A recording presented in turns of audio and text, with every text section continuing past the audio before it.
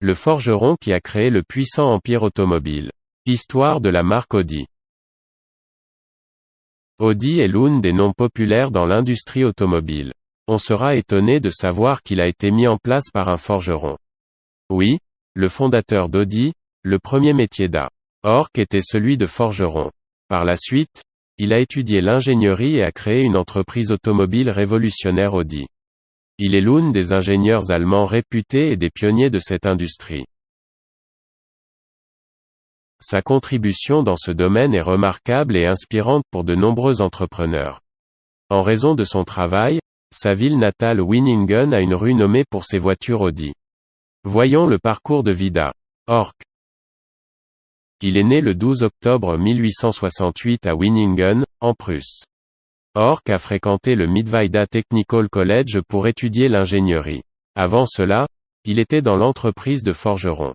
Après avoir terminé ses études, il a commencé à travailler dans le secteur de la construction navale. Cependant, il a eu la chance de s'initier à l'automobile au cours de son travail chez Carl Benz. August y a travaillé pendant environ 3 ans et a appris toutes les compétences nécessaires pour construire n'importe quelle voiture. August Ork, ancien directeur de production de Carl Benz, rêvait de fabriquer des voitures à son nom. En 1899, il réalisa cette ambition et, avec 15 autres personnes, créa une entreprise en Allemagne qui produisit son premier véhicule en 1901. Si l'histoire s'était terminée là-bas, nous n'aurions peut-être jamais entendu parler d'Audi. La première voiture fabriquée par August Ork et compagnie avait un embrayage à friction et des roues arrière entraînées par arbre, une technologie qu'aucune autre voiture ne possédait à l'époque. En 1903, Ork lança également la première voiture à 4 cylindres, puis en 1907 une à 6 cylindres. Les voitures Ork étaient considérées comme technologiquement bien supérieures à même Benz et Mercedes. L'entreprise était basée à Cologne en 1901. Cependant, en raison de conditions économiques défavorables, elle a dû déménager à Reichenbach l'année suivante, puis à Zwickau 2 ans plus tard. D'autres problèmes financiers ont forcé August à convertir la société en une société anonyme, vraisemblablement pour lever des fonds. Selon Ork, ce fut la plus grosse erreur qu'il ait commise.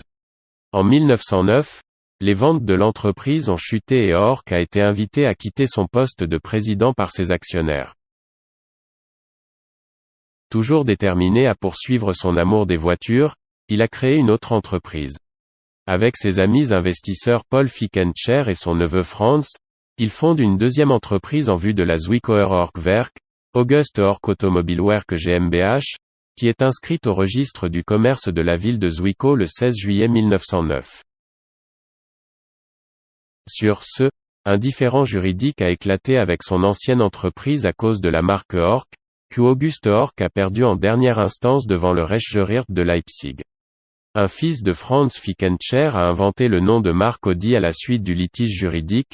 C'est la traduction de l'impératif « écoute » en latin. Il a non seulement construit les fondations de l'entreprise, mais a également travaillé à explorer ses activités. Les politiques extraordinaires d'Ao et le visionnaire ont contribué à le populariser sur le marché mondial.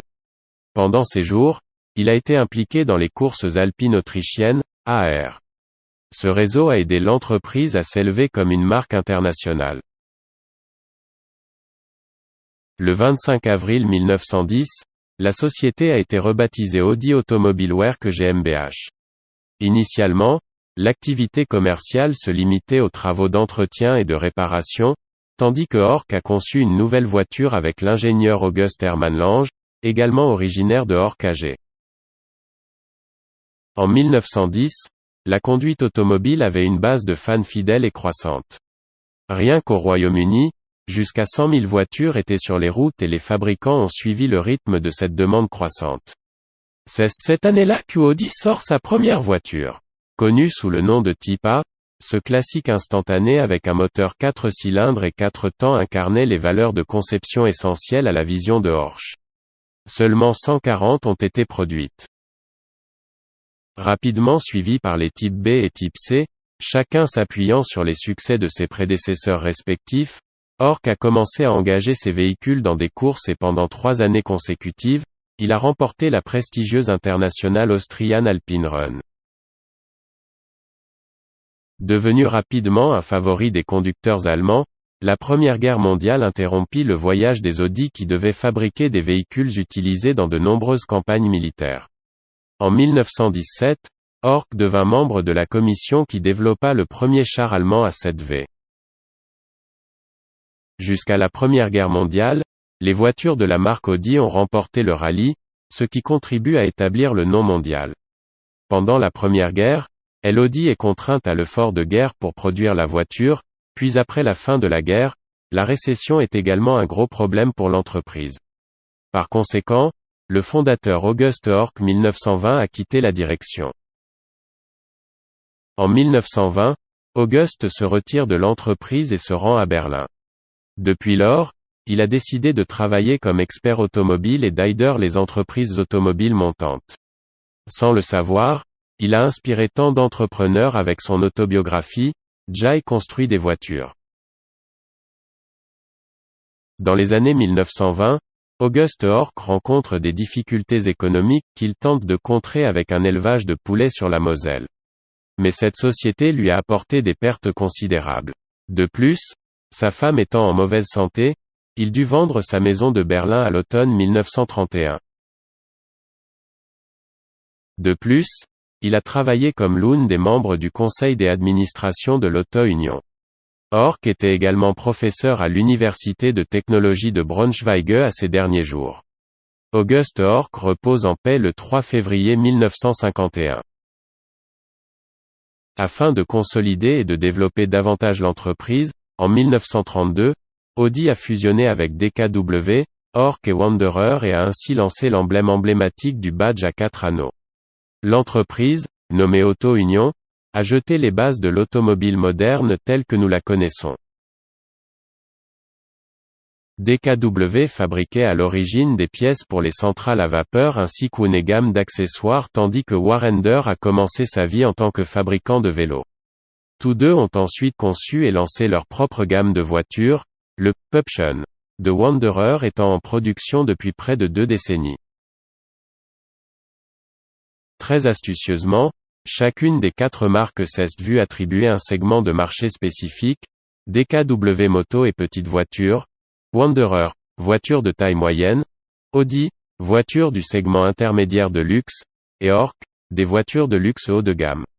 Suite à cette fusion réussie, l'entreprise est devenue le 2e constructeur automobile d'Allemagne. Toutes les entreprises ne se développent pas régulièrement. La plupart d'entre eux ont fait face à plusieurs hauts et bas tout au long de l'évolution de l'entreprise. La même chose s'est produite dans le cas d'Audi. Après le retrait d'Aou de l'entreprise, tout s'est bien passé pendant un certain temps. Cependant, reflétant les pressions économiques provoquées par la Grande Dépression, Auto-Union s'est de plus en plus concentrée sur les petites voitures dans les années 1930, de sorte qu'en 1938, la marque DKW de l'entreprise représentait 17,9% du marché automobile allemand, tandis qu'Audi n'en détenait que 0,1%. Après la livraison des dernières Audi en 1939, le nom Audi a complètement disparu du marché des voitures neuves pendant plus de 2 décennies. Heureusement, l'entreprise a de nouveau réussi à revenir sur le marché et à surmonter les obstacles. Comme la plupart des fabricants allemands, les usines des Auto-Union ont été rééquipées pour la production militaire au début de la Seconde Guerre mondiale et ont été la cible de bombardements alliés pendant la guerre, ce qui les a endommagés. À la fin de la guerre, les mêmes usines ont été démantelées dans le cadre des réparations de guerre et tous les actifs de l'entreprise ont été expropriés sans compensation. En effet, l'entreprise était désormais liquidée. Cependant, grâce à un soutien financier, en 1949, l'ancienne usine Audi de Zwickau a repris l'assemblage des modèles d'avant-guerre. Ce n'est qu'en 1965 qu'un tout nouveau véhicule d'après-guerre avec un moteur à 4 temps est sorti.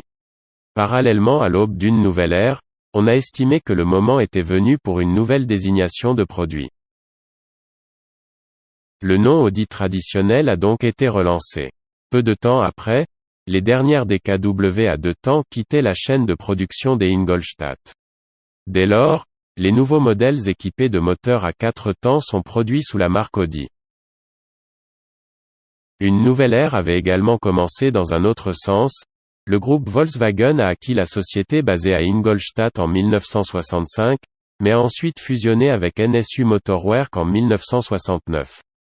Dans la longue histoire d'Audi, elle a donné naissance à de nombreux designs uniques, aux meilleures performances et des caractéristiques uniques. L'entreprise a été témoin de toutes les évolutions technologiques. De plus, il a adapté avec succès tous les changements et conçu les nouveaux modèles selon la demande de l'époque. Pourtant, cela n'a jamais compromis la qualité. Audi repose sur une base solide et des valeurs fondamentales qui lui ont permis de progresser de manière impeccable. À l'heure actuelle, Audi est le nom compté dans certaines des plus anciennes entreprises automobiles d'Allemagne. Le logo à 4 anneaux montre l'intégration de 4 constructeurs automobiles. Toutes ces entreprises ont jeté les bases de l'Audi d'aujourd'hui DHUI. Cependant, pour mettre en place l'Audi, une personnalité est la plus importante, c'est August Horch. Il a construit la première voiture et a commencé l'ère révolutionnaire de l'industrie automobile en Allemagne. De plus, il est la personne la plus importante derrière l'exploration de l'entreprise à l'échelle mondiale. Aujourd'hui, Audi est un grand nom de l'industrie automobile. C'est certainement grâce à ses efforts immenses et à sa vision extraordinaire qu'August Horch a rendu cela possible. Merci d'avoir écouté l'incroyable voyage d'August Horch avec Audi.